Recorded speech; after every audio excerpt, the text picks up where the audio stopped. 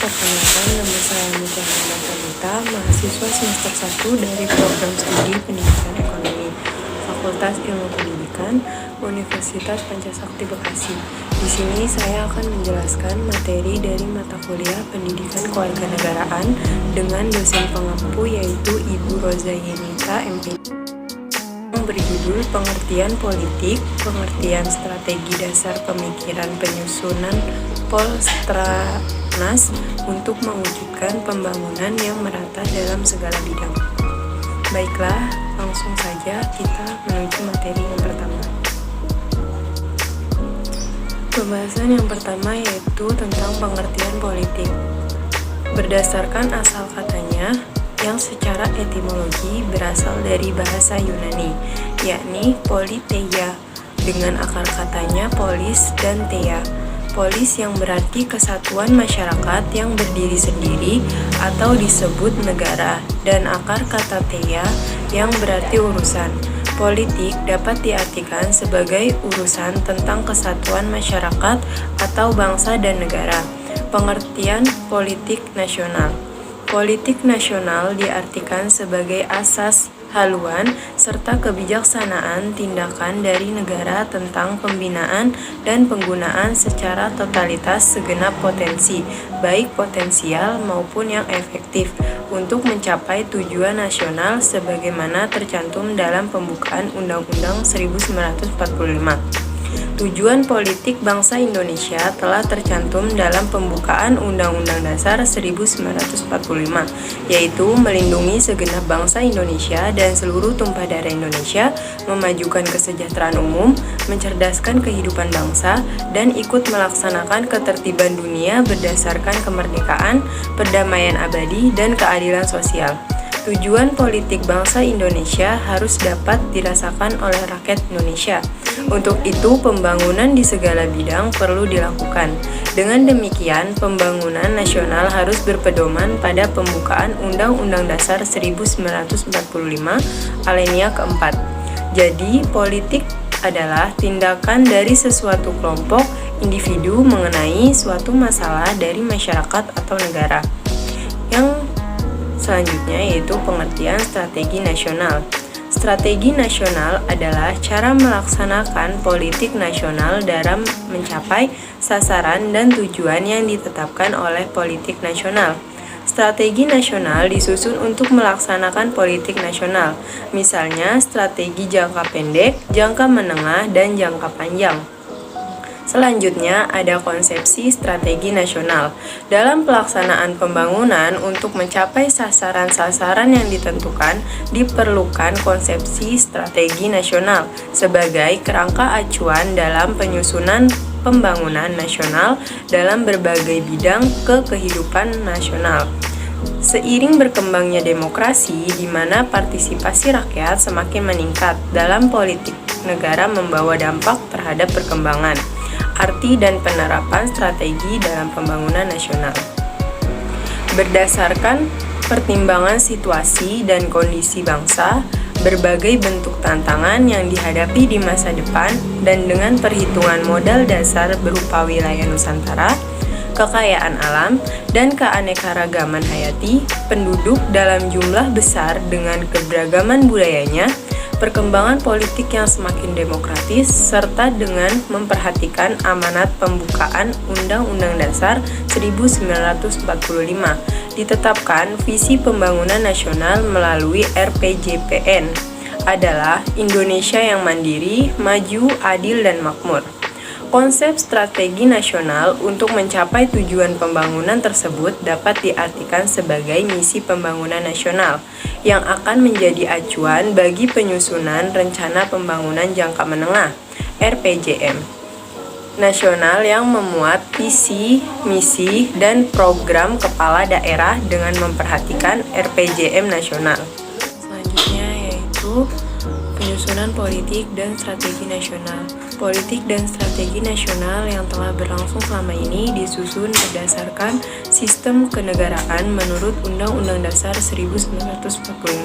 Sejak tahun 1985 telah berkembang pendapat di mana jajaran pemerintah dan lembaga yang tersebut dalam Undang-Undang Dasar 1945 disebut sebagai suprastruktur politik, yaitu MPR, DPR, Presiden, BPK, dan MA.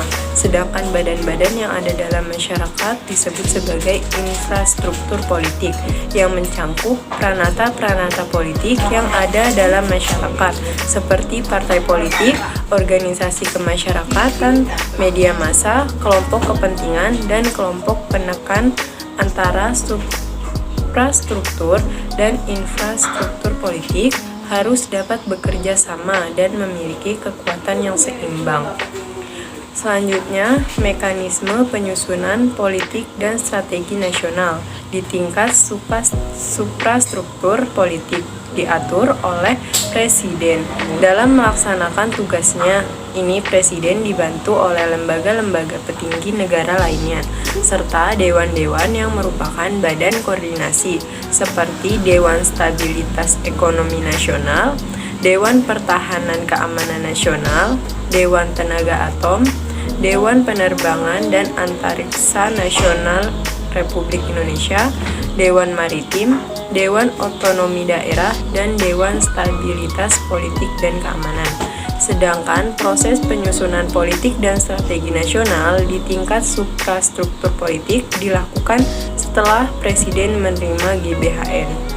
Strategi nasional dilaksanakan oleh para menteri dan pimpinan lembaga pemerintah non-departemen sesuai dengan bidang-bidangnya atas petunjuk dari Presiden.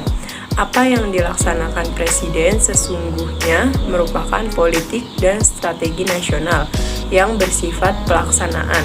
Maka di dalamnya sudah tercantum program-program yang lebih konkret untuk dicapai yang disebut sebagai sasaran nasional. Proses politik dan strategi nasional di infrastruktur politik merupakan sasaran yang akan dicapai oleh rakyat Indonesia dalam rangka pelaksanaan strategi nasional yang meliputi bidang ideologi, politik, ekonomi, sosial budaya, dan pertahanan keamanan. Sesuai dengan kebijakan politik nasional, maka penyelenggara negara harus mengambil langkah-langkah untuk melakukan pembinaan terhadap semua lapisan masyarakat dengan mencantumkan sebagai sasaran sektoralnya. Melalui pranata-pranata politik, masyarakat ikut berpartisipasi dalam kehidupan politik nasional.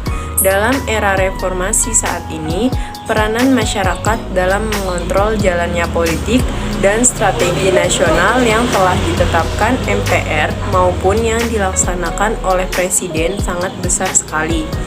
Pandangan masyarakat terhadap kehidupan politik, ekonomi, sosial budaya maupun pertahanan keamanan akan selalu berkembang. Hal ini dikarenakan oleh semakin tingginya kesadaran bermasyarakat dan berbangsa dan bernegara, semakin terbukanya akal dan pikiran untuk memperjuangkan haknya, semakin meningkatnya kemampuan untuk menentukan pilihan dalam pemenuhan kebutuhan hidup, semakin meningkatnya kemampuan untuk mengatasi persoalan seiring dengan semakin tingginya tingkat pendidikan yang ditunjang kemajuan ilmu pengetahuan dan teknologi, semakin kritis dan terbukanya masyarakat terhadap ide-ide baru. Baiklah, yang selanjutnya yaitu implementasi Polstranas. Implementasi Polstranas akan terlihat dalam prioritas program-program pembangunan nasional jangka menengah atau program pembangunan nasional 5 tahunan dan program jangka pendek atau program pembangunan nasional tahunan. Implementasi Polstranas dalam berbagai bidang kehidupan berbangsa dan bernegara perlu upaya percepatan agar dapat mengejar berbagai ketertinggalan dan dapat mengatasi berbagai masalah dalam negeri yang dapat menjadi hambatan, gangguan, tantangan, dan gangguan dalam pelaksanaan pembangunan nasional.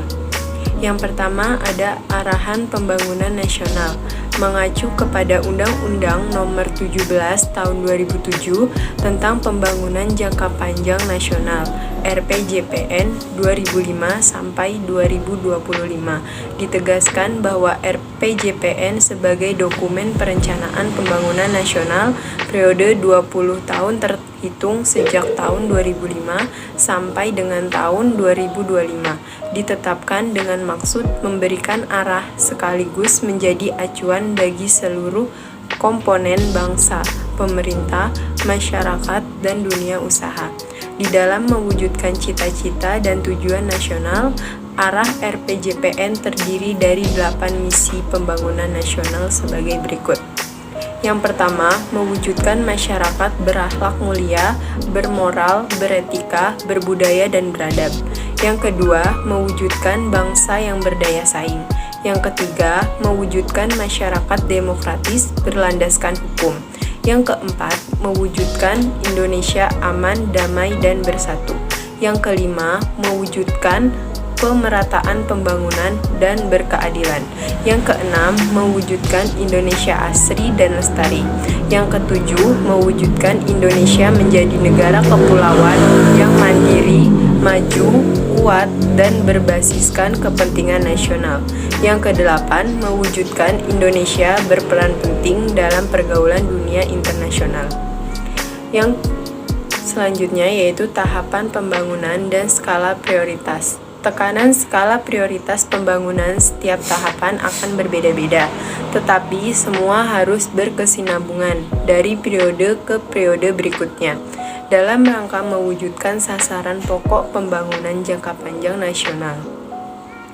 Yang pertama ada tahapan pembangunan nasional, tahapan pembangunan RPJPN, Rencana Pembangunan Jangka Panjang Nasional, kurun waktu 20 tahun, dibagi dalam 4 tahap dengan masing-masing tahap dalam kurun waktu 5 tahun.